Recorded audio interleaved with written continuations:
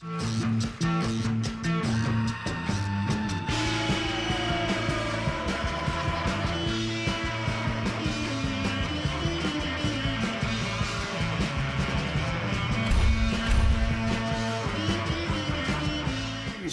Talking Other Stuff, Mike Mad Dog Magnetic. Thanks for tuning in this fine Monday morning in June. As always, I'm very grateful that you're so gracious as to welcome me into your home, and this is going to be an interesting show.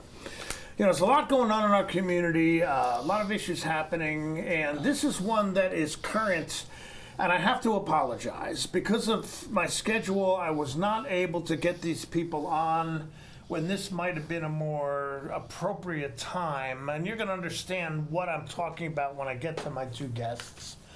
But this is going to be a good show. It's going to be interesting. It's going to be on topic with what's going on in part in our community. And I want you to be here. And again, I appreciate you tuning in. So, hey, Street Talking Other Stuff, you stick around. We will be right back.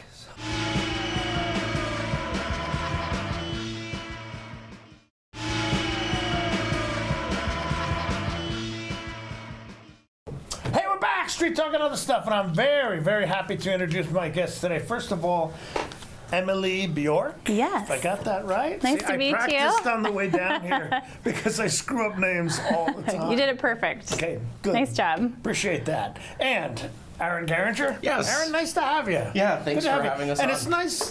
Yeah, it's just nice meeting you guys. I've heard a lot about you. Jamie Johnson is a mutual friend who I much, much love. Yes. And admire. So, Jamie, if you're watching, thanks for setting me up meeting these two fine folks.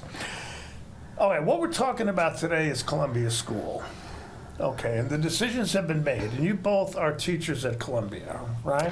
I'm a parent. You're a parent. Not a teacher. Okay, all right, so my error, my mistake. But I am a teacher there. You are a teacher, okay. But I want to talk about it, but before we get down to the nitty-gritty of that, just tell us a little bit about yourselves. And to prove I'm not misogynist, Aaron, would you go first? Sure, of course. Yeah. I'm a Wenatchee native. I went to Columbia School as a student. Really? Yeah, I did. Okay, I was the last fifth grade class to graduate from the old building before they knocked it down. I remember when I moved to Wenatchee beautiful in building. '73. I remember that building. I was actually in it a couple of times. So yeah, so did that. Middle school here, high school here, graduated, went to Central.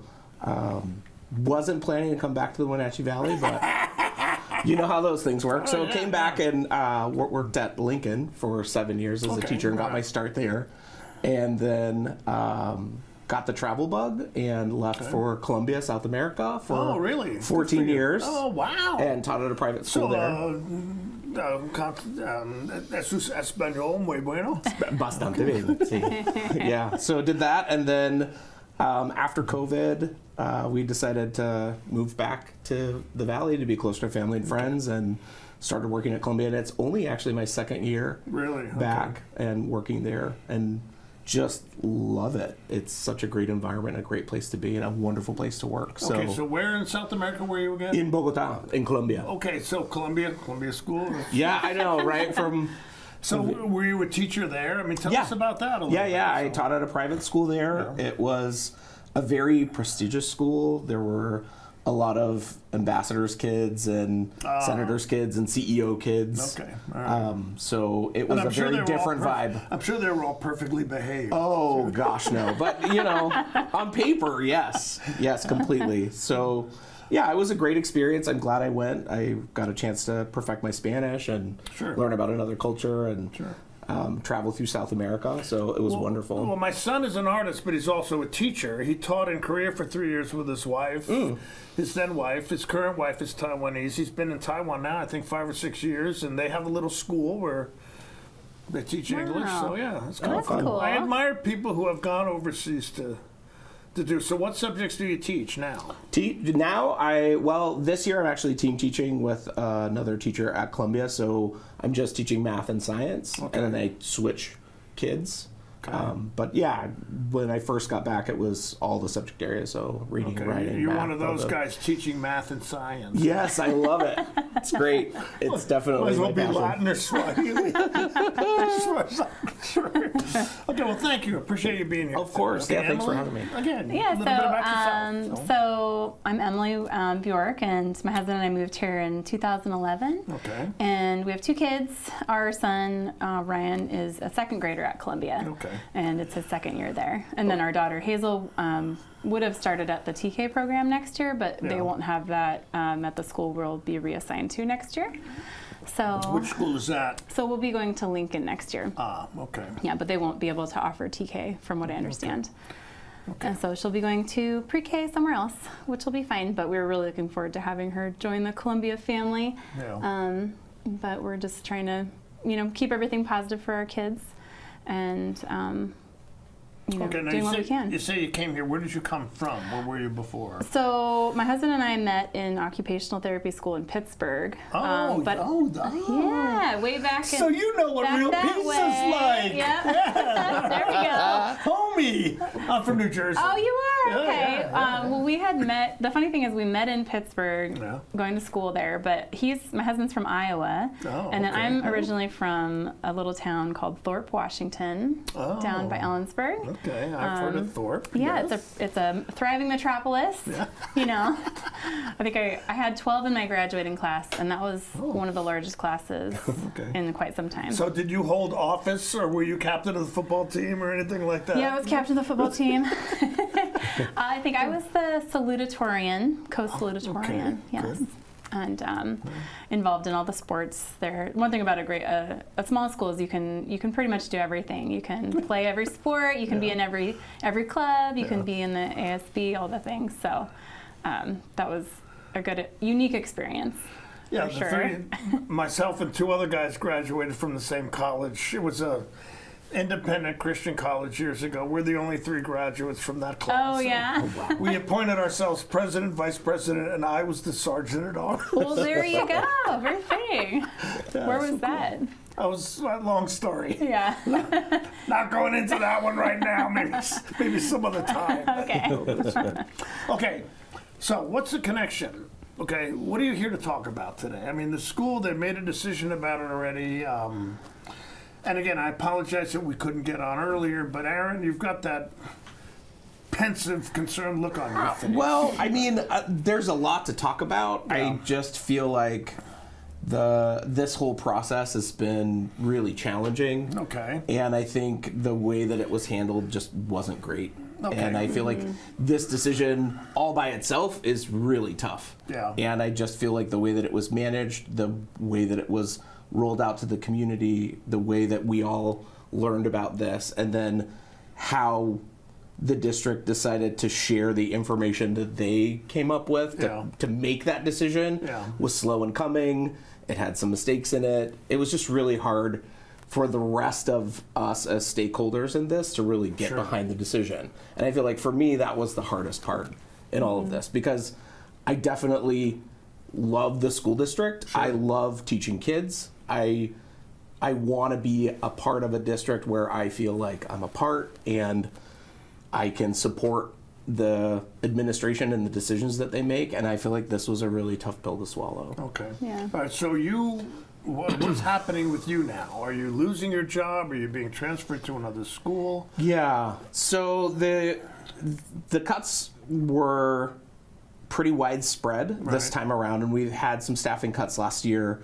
But this year there'll be, in the elementary division, the folks that were provisional, so the folks that were just starting their career, won't be renewed. Okay. So they have the option to have those folks not come back. Right. And there's not a lot of extra steps that they have to do to have those teaching positions removed. Yeah. So that was happening, and that was hard just to see colleagues that are just getting started, they're just at a university. You're like, welcome to the team, and to see the potential and to see these very enthusiastic young folk coming in was great. And so that was heartbreaking on its own, but then, kind of partnering that with a school closure on top of that to save even more money, I think made it really hard. And just, we wanted receipts. Like, we wanted to see, like, why is this the best decision, and why Columbia, and why was this the conclusion that the administration came to? And I even today, like, I don't know that I'm fully convinced about the decision that they made. And I'm going to come back and ask about that, but I want to give, Emily, you a chance to talk about how this is affecting you as a parent, your family. So we got involved after the first meeting, the PTO meeting they had after the surprise announcement.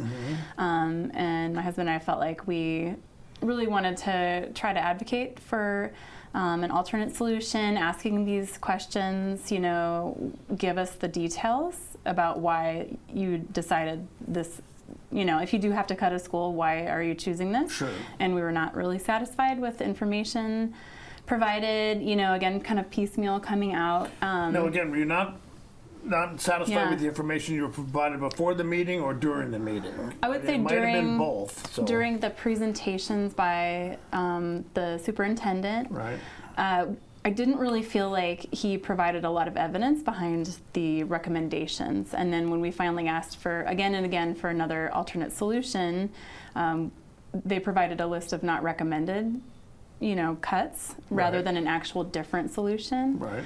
When they closed the Wenatchee Internet Academy the previous year, they provided 3 different solutions, or 3 different options for the board to choose from. And really, throughout this whole process, there's only been one option, which is recommending they close Columbia. Which is close Columbia School. Yeah, Okay. and then there was a group of us who were able to come up with a third solution, which we dubbed the Cougar Plan. And Aaron was gracious enough to help, put this together, and we felt like it was a really viable alternative. We were not able to present this at a school board meeting. We were denied that opportunity. We were given an opportunity to present it at the budget committee meeting. Right. And then had some good dialogue back and forth, but after that, pretty much we're just so what told was that no. plan briefly, and So Aaron can help me out if I miss this step, but pretty Sure. much looking at, rather than closing an entire school, how you can reconfigure class sizes and distributions so you'd have combination classes. So Right. your high-performing kindergartners can be paired with your lower-performing first graders, Okay. and you would have one teacher teaching that class. And that allows for more flexibility when you're looking at potentially further loss of enrollment, or maybe in 5 to 10 years, we have a lot of tech companies coming in. Maybe we have jobs increase, families come back into the valley. Well, I mean, that's And going to then- happen. I mean, I think I've heard about them selling the school or doing something. Well, don't do that. Yeah. There's going to be an Because upswing. there always is, yes. I mean, this population, I've been out here since '73, and it's incredible how the population has increased here. Yeah. Yeah. So- So I think with our, one thing we would have probably liked to see was looking at the district and the board actually maybe wanting to involve the community more, involving the teachers more in a partnership, rather than we're just going to tell you what we're going to do. Okay, and you kind of feel that's what happened. It was kind of a fait accompli. This is what we decided. We'll have these meetings, but it's not going to change anything. I'm not trying to put words in anybody's mouth. Well, I would agree with what you said, You were especially feeling that's what was going on. the so. universal, the board deciding universally to vote to close the school was a surprise to me. Being that I thought throughout this process, we definitely had some really positive interactions talking Sure. with board members, and we were able to have a few of them come to our advocate group meetings. But I was really surprised that it was a universal, there's no other way, when we felt like there was another way. Okay. Yeah. And we could have talked about this more. All right, well, look, I'm talking with Emily Bjork and Aaron Garinger. They are both, Aaron is a teacher at Columbia School, and Emily is a parent. I want to ask Emily some specific questions about how this has influenced her and her family and how they feel about it, but we need to take a break. So, hey, street talk and other stuff, you stick around. We will be right back.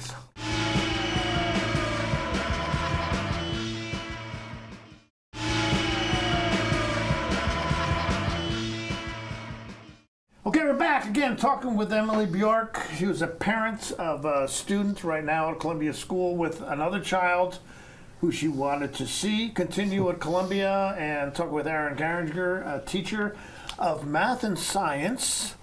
Two subjects that, please, It's a good time. It's a lot of fun. But both connected with the Columbia School, and we're talking about the school closure and how this is influencing them. And Emily, I want to get back to you, okay? What did you like about the school, and why do you want your children to continue to go there? I mean, you have one child that's enrolled, another who is going to, and the new school you're going to doesn't have the program you wanted. I'm sorry, tell me to shut up and talk. Well, our son is in second grade, Right. and he kind of felt the tail end of COVID affecting schools, so Sure. he did online kindergarten through the Wenatchee Internet Academy, which we had a good experience, but after that time we knew we needed him to be in school. Mm-hmm. And we were a little nervous sending him to in-person school, full days, and Sure. within the first week we were having such a wonderful time interacting with all the great support staff at Columbia. His teacher was wonderful. And really, it feels like a family environment. Same thing this second year. It's just been so wonderful. The staff all knows, our daughter by name, and they've been throughout this process. So excited to have her come next year.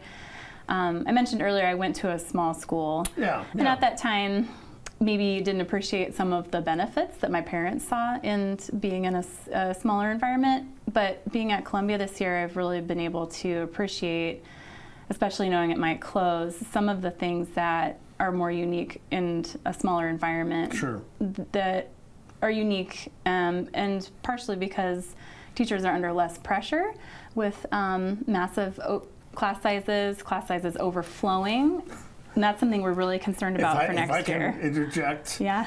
I went to 3 first grades due to a dysfunctional family moving around. When I ended up at Lincoln School in Colwell, New Jersey, how many do you think were in my first grade class? 25? 42. What? Yeah. Wow. Oh my gosh. Yeah, there were 42 kids in my first grade class. Whatever. Okay, sorry, I didn't mean to interrupt, but go ahead. That's amazing. I Well, know. I guess maybe you can speak to this.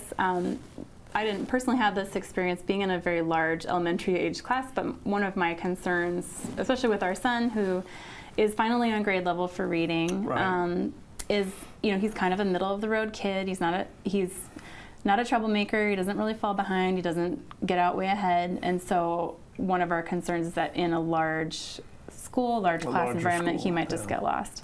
Could get lost. And I think a lot of families might feel that way as well. What's that going to mean for our kids when they transition to a new school? As parents, we're going to be supporting them. I know all the teachers will be there supporting them as well. But it will be, I guess, interesting to see.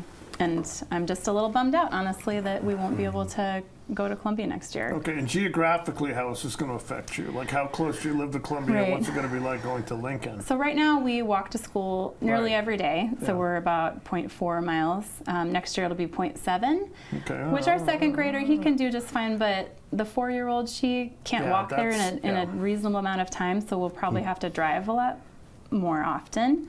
We're fortunate that we have a car that consistently works, so we can do that. But a lot of families in our neighborhood don't have that option. And that brings up another huge concern for me, more specifically for families going to Lincoln. I'm really worried about all those kids crossing Ferry Street in the morning. Big time. So. 170 kids are going to be crossing there, and I'm terrified for those families. Okay, thank you. Yeah. All right, so what's happening with you? Where are you going? So I'll actually be heading to Lincoln with our kids next year. Yeah, so we'll actually have 5 fifth grades is what I've been told, which is a lot more than we're used to having. And it will put the school really close to capacity. So we'll see. I'm not super sure where my classroom's going to be next year, which is kind of the thing I'm wondering about. And kids at that grade level are jumping from class to class. They're not in the same classroom all day long. Not normally. Like I did that this year with my teaching partner because we had strengths in areas and we thought it would be best for kids. But typically, no, they'd be in a classroom all day. Oh, okay. Yeah. Okay. Yeah. So it's going to be a full house at Lincoln, I think, and we'll see how that shakes out. And how do facilities compare? Equipment? Well, I mean, the good news is Lincoln was just recently remodeled. Right. So I think in that sense, like, it's a better facility. we'll see in terms of kindergarten what those numbers look like, and I feel like that will be the determinant in terms of how many classrooms we have available, where the kids are going to go. But from the district's own numbers and projections, it should be a large group of kindergarten students coming through this year. Okay. So we'll see. I mean, it's going to be a lot of kids. Okay. Yeah. And this is a done deal, right? Columbia's going to close. Yes. I can't see any way Okay. that they would reverse this decision. Okay. Do you feel that there's any possibility that something could be done that would reverse it? I mean, from what I've read, just Yeah. being on the outside, listening to the news reports, it looks like this is going to happen. So. Yeah. I know there was a school in Olympia that was voted to close, and the parents were able to file an appeal and get that reversed. But those parents also are all attorneys who work for the state, so they've got a little bit of a different background. Those lawyers. They found the I know, loophole. they found the Lawyers, loophole. yeah, So yeah. I don't know if that's, I don't foresee that being an option for us at this point. Yeah. Okay. Yeah. All right. Again, talking with Emily Bjork. She's a parent with one child at Columbia, another who she wishes was going to Columbia, and Aaron Garinger, a teacher at Columbia. And we're going to take a quick break, come back and say goodbye, and thank them for being here. But hey, Street Talk and other stuff, we will be right back. So.